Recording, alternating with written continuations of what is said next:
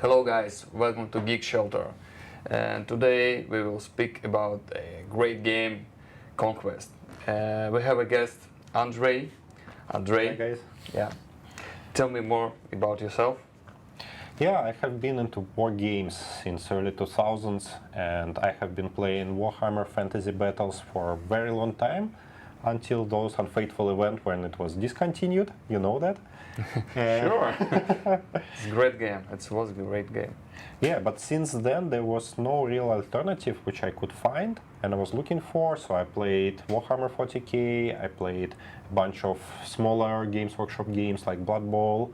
I played non-Games Workshop games as well, but I think none of those could give me the same experience as Warhammer Fantasy Battles of the old.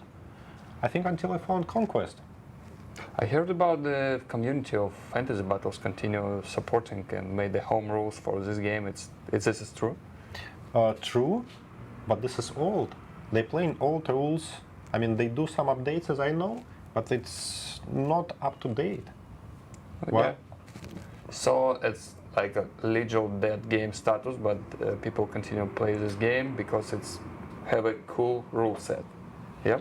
Yes, yes. I must say it has some credence, but it doesn't have any future because the developer is not supporting this game.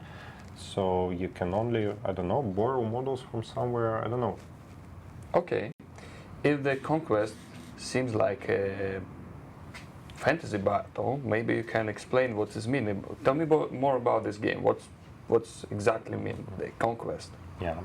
So I think the main feature of those fantasy battles were the so-called square bases. Yeah, and you can see here, this is my army of conquest, the army of spires. It's rectangular shaped, yeah, bases. There are units here moving forward on the battlefield.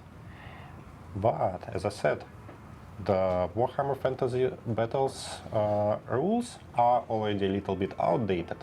So this game, Conquest, has been modernized and it plays and feels very, very modern. Mm-hmm. For example, the turns are like unit by unit. So you move your unit, your opponent moves his unit. You move another unit, he moves another unit. And that's very interactive, it's very fluid, so it's a new experience. And many rules of Warhammer Fantasy Battles have been, kind of revised. Mm-hmm. Yeah. And guys, take me with a grain of salt. Yeah, this game is not the follower of Warhammer Fantasy Battles, but this is where I can, compare with, and it will be easier for you to also understand where I'm coming from. So it's used some features from a Fantasy Battles, yeah? And do they have a group activation maybe, or you always activate unit by unit? The base mechanic is of course unit by unit, mm-hmm. Yeah. But there are other rules that change that mechanic, yeah, and that gives you actually very strong advantage. So, for example, here I have a hero, which is the leader of the army, and he gives this army a special rule where once per battle you can make 3 activations in a row. Mm. It's a huge advantage. Cool. But you need to use it in the right moment. That's the strategy. This is definitely interesting. But what about the factions in the game and lore? It's deep or it's more simple? I would say that, of course, the war game is new. So mm-hmm. It has been launched, I think, 3 years ago only. And they got, this lucky time where the COVID outbreak happened. The restrictions were lifted. The people came popping up and started playing Conquest, and that was the rise of the game. The previous 1.5 years were more or less, enjoy your miniatures sitting at home. So, about the faction. Yeah, coming back to that. Yeah. There are, as of today, 6 factions for the game, and the lore of the game is really in development.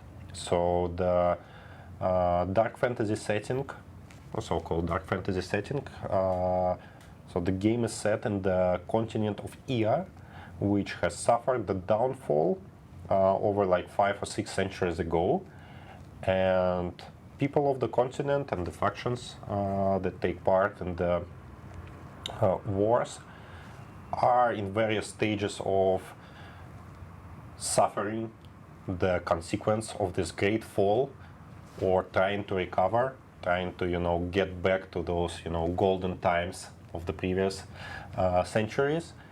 But everyone was affected. Yeah. So take the Spires. This faction comes from some other world, and they have been expelled from there. So on the continent of Ear, they live in isolation in the huge spires, which are like kilometers high, and they didn't really interact with the local population.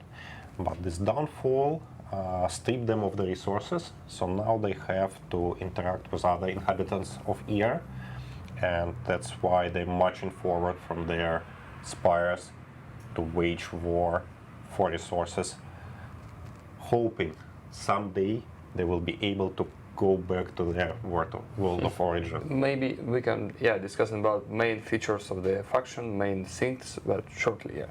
Okay. So the core faction of the continent is 100,000 kingdoms. A complex name. Normally they say it's 100 KK, just to make it simple. But this is a very classic medieval kingdoms, fractured, vying against each other for dominance, and you will see very typical things: the shiny knights, the lowly peasants fighting on the battlefield, the battle priests, and of course a little bit of magic is there. So the mages also step in on the battlefield to inspire the masses. Yeah. By the way, magic is more offensive or defensive, or both kind of magic?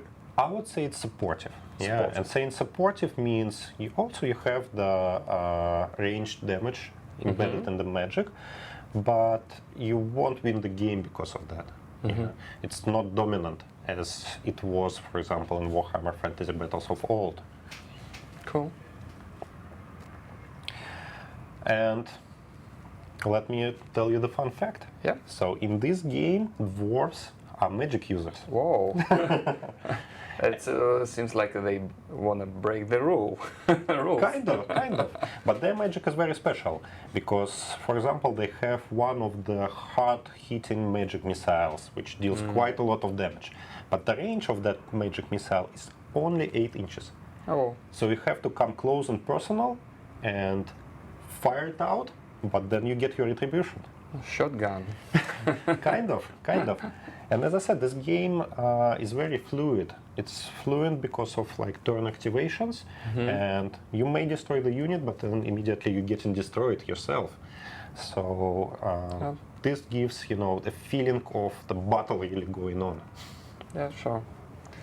Turn-by-turn activations more interactive with the two-player, have more activity on the table when you play turn-by-turn activation. Absolutely. I think the downtime in this game is very, very limited. This is one of the problems you might have noticed in other games where you're sitting down while your opponent is moving all his units around. Maybe it's different setup, yeah. It still works, but it's different. Absolutely. And I must say there is another interesting thing about this game.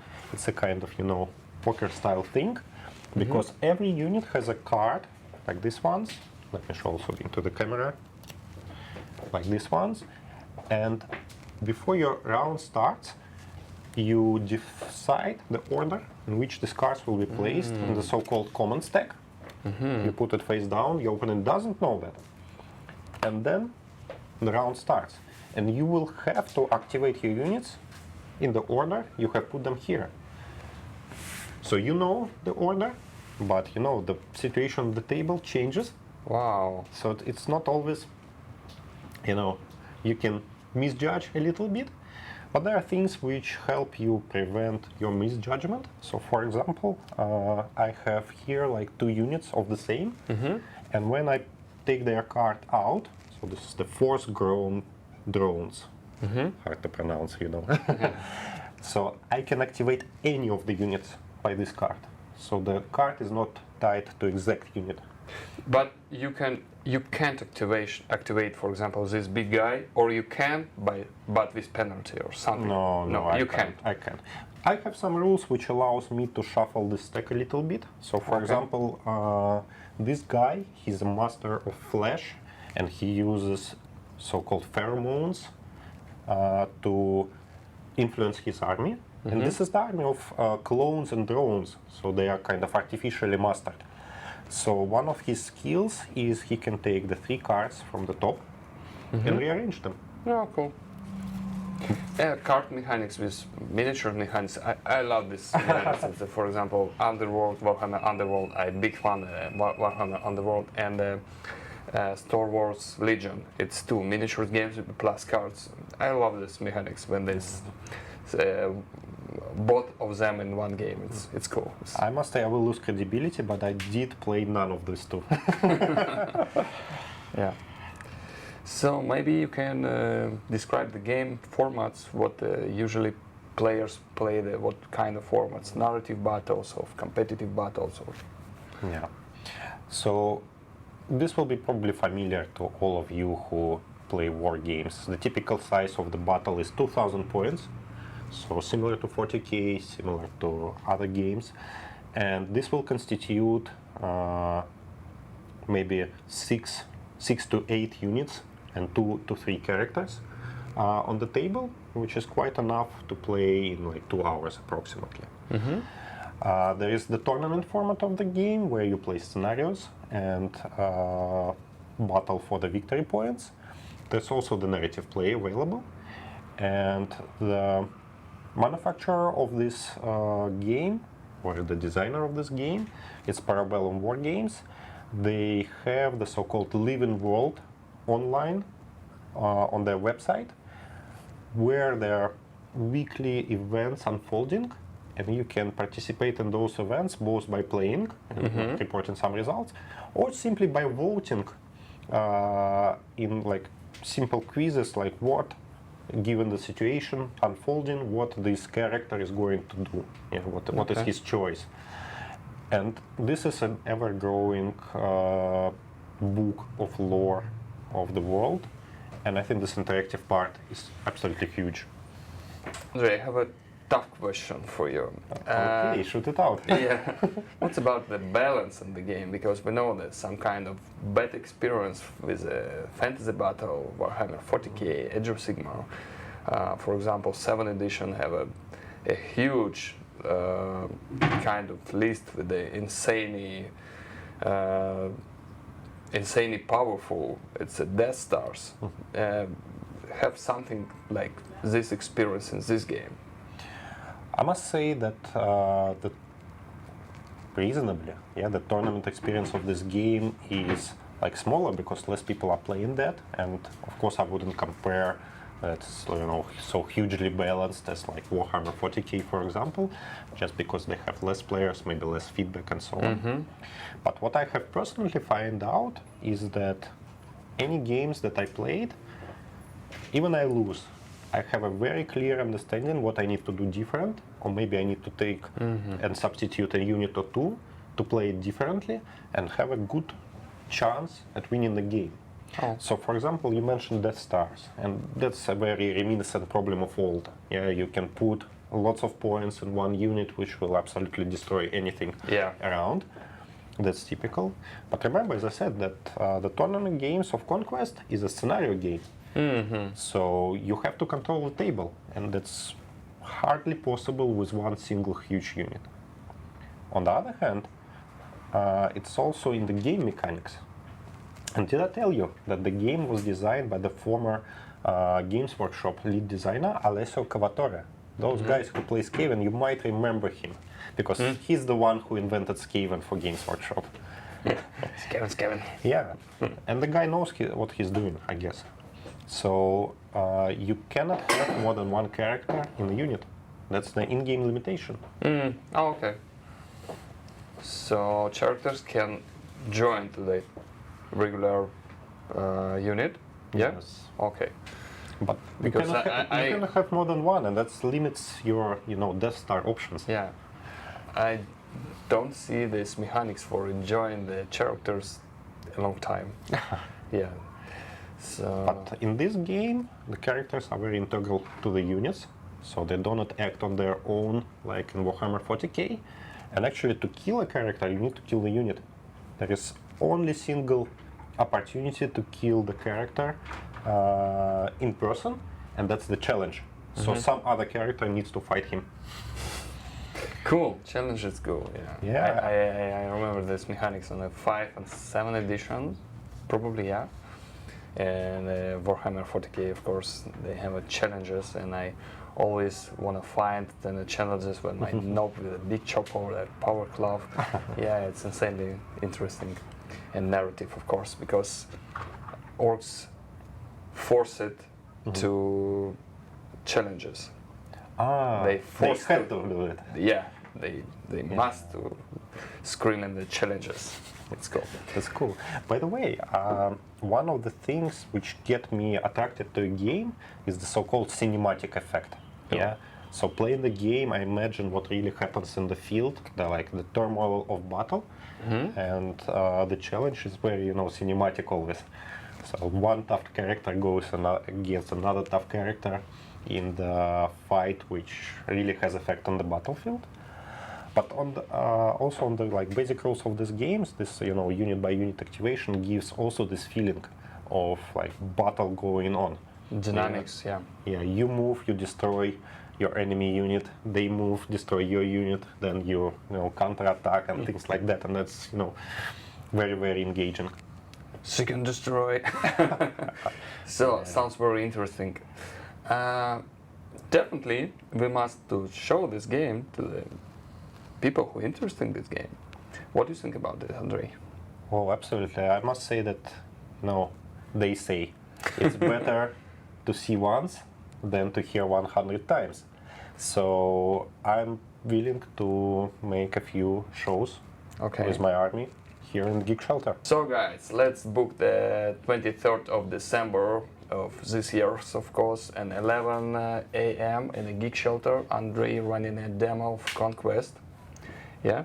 Absolutely. I will be able to tell you about the rules, show the key game interactions, and you will be able to see in reality how the game is, really dynamic. Yeah, cool. And this is not all. If you come to our demo on 23rd of December, we will run out this cool box for starting Conquest. Yeah? Conditions, what you need to do. Just come to the demo and be our subscribers on Facebook and Instagram. Yeah? And this could be your first unit of the Conquest, the game of dark fantasy. And actually the full name of the game is Conquest, the Last Argument of Kings. Do you know what it means? Nope. So it's an old saying, so that the last argument of kings is going to war. So this game is about war.